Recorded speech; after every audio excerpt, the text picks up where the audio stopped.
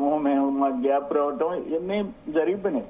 But ఈ రోజు దేశ భవిష్యత్తు, రాష్ట్ర భవిష్యత్తు దృష్టిలో పెట్టుకుంటే మోడీ గారి లీడర్షిప్ చాలా ఇంపార్టెంట్. దేశానికి అవసరము. మన రాష్ట్రం కూడా బాగుపడాలంటే, ట్రాక్ లో పడాలంటే లాస్ట్ 5 years ఆంధ్రప్రదేశ్ టోటల్ గాడి తప్పింది అన్ని విషయాల్లో. ఆర్థికంగా, పొలిటికల్ గా, అన్ని లా అండ్ ఆర్డర్ విషయంలో అన్నిట్లో ఆంధ్రప్రదేశ్ కి లాస్ట్ 5 years లో వచ్చిన చెడ్డ పేరు గతంలో ఎప్పుడు చరిత్రలో రాలేదు. అన్నపూర్ణ లాంటి ఆంధ్రప్రదేశ్ కి దాన్ని ఈ రోజు కవర్ చేసుకుని మళ్ళీ గాలిలో ఇప్పుడు 6 లక్షల కోట్లు పెట్టుబడులు వచ్చే పరిస్థితి అంటే ఏంటి చెప్పండి? అది పరిస్థితి. అందుకని నిజంగా అందరం సంతోషపడే సంఘటన మొత్తం.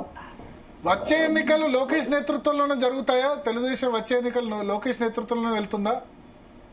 అట్లా అది నేనేమంటానంటే, మాకు నాయకుడు చంద్రబాబు నాయుడు గారు, దాంట్లో ఇంకా వేరే ఆయన నాయకత్వంలోనే జరగద్ది. ఎవరి రోల్ వాళ్ళు ప్లే చేయాలా? ఇప్పుడు సపోజ్ నేను చెప్పుకుంటుంటాను, నేను అగ్రికల్చర్ మినిస్టర్ గా ఒక ఫండ్ ఉండింది, అన్స్పెంట్ ఫండ్, ఎస్డిఎఫ్ ఫండ్ నేను చేశాను అని చెప్పుకుంటుంటాను. అల్టిమేట్ గా చీఫ్ మినిస్టర్ గారే ఆయన తిరిగిపోయి అడిగితే ఆయన ఒప్పించుకొని చేసుకోవటమే. అట్లా లోకేష్ బాబు అయినా ఇంకొకరైనా బాస్, మా టీడీపీలో బాస్ ఆయన. అప్పటికి చంద్రబాబు నాయుడుకి 80 సంవత్సరాలు వస్తాయి 2029 నాటికి. వస్తాయి, రాకుండా ఎవరికైనా ఏజ్ రాకుండా. కానీ ఆయనంత హెల్తీ మ్యాన్. ఆయన ఏదో మన అక్కడ మెట్లెక్కింది చూశారు కదా, ఉత్తరాంధ్రలో చూసాం కదా, జగన్ మెట్లెక్కింది చూసాం, జగన్మోహన్ రెడ్డి అన్ని మెట్లు. ఆలోచన physically mentally Chandrababu Naidu fit, చాలా ఫిట్ అనుకోండి, ఆ విషయంలో డౌట్ లేదు. అదొక మంచి పరిణామం అండి.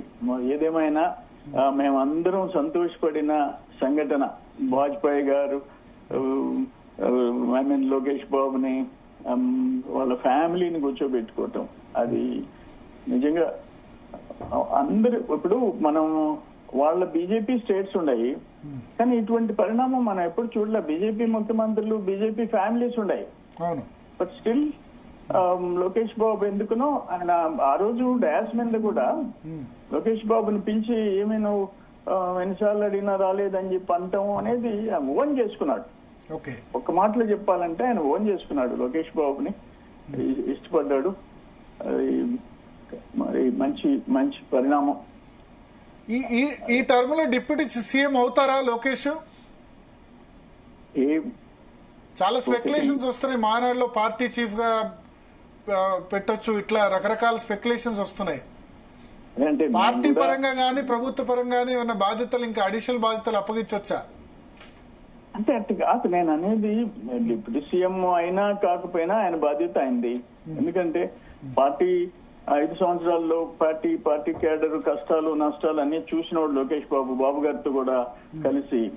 అందుకని ఆయన డిప్యూటీ సీఎం అయినా కాకపోయినా ఆయన బాధ్యతలు ఆయనవి. ఇప్పుడు నేను మా ఎగ్జాంపుల్ చెప్తాను. ఆయన ఎడ్యుకేషన్ మినిస్టర్, ఐటీ మినిస్టర్, అవి రెండే కాకుండా ఇంకేదైనా ఇష్యూస్ వచ్చినా కూడా ఓన్ చేసుకుని వాటి పరిష్కారానికి కృషి చేస్తున్నాడు. పార్టీని స్ట్రెంగ్తన్ చేసేదానికి అన్ని విధాలా చేస్తున్నాడు. అందుకని డిప్యూటీ సీఎం మేము కూడా కావాలని కోరుకున్నాం. నేను కూడా ఒక స్టేట్మెంట్ ఇచ్చా, అప్పుడు ఎక్స్ లో స్టేట్మెంట్ ఇచ్చా. తర్వాత పార్టీ ఏమన్నదంటే మీరు సొంతగా స్టేట్మెంట్ లో టీ బాగండి అని అన్నది. ఓకే, కానీ మనసులో మాకు ఆయన పెరగాలని ఉంటది.